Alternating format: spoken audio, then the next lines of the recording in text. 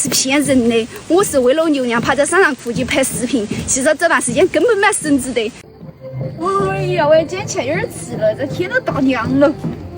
清早把绳子对面就哐的了。这山上噻，每天都是雾蒙蒙的，雨渣渣了，没得点好的都每天。早晨大家用酸辣粉当早餐，这酸辣粉啊是真的好吃又方便。我们在这山上都是几箱的堆积成。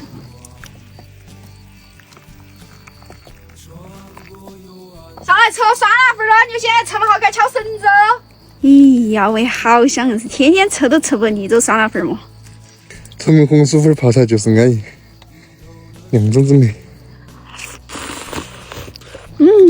香辣酸爽的，太过瘾了。爽。这个酸辣粉真的太美味了，而且它是非油炸工艺的，吃起来很健康，自律起来姐妹们都可以放心吃。口啊，这口袋防滑的好饱。配料又多，都是大锅的瓦手和脆爽的豆皮。豆皮我那些泡汤巴适得很，男的吃得饱，女的吃得撑。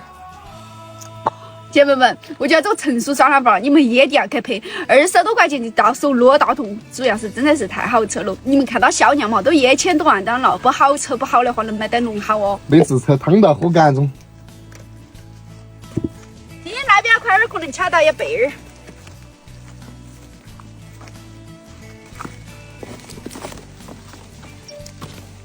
哦，来吧，小宝贝。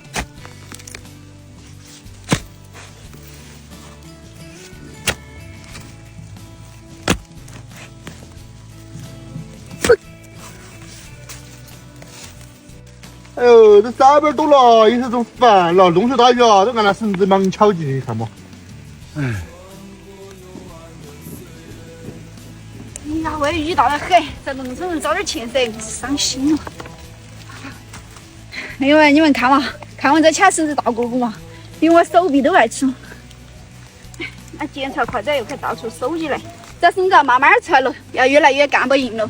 老粉儿都晓得哈，我们这段时间每年都会在这上面整绳子。前两天我们不是在这上面搬柴哦，为光天寻绳子做准备嘛。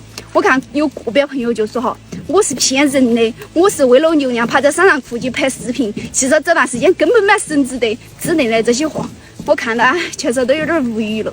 因为朋友们，每个地方只能说每个地方不一样，它的绳子也不一样。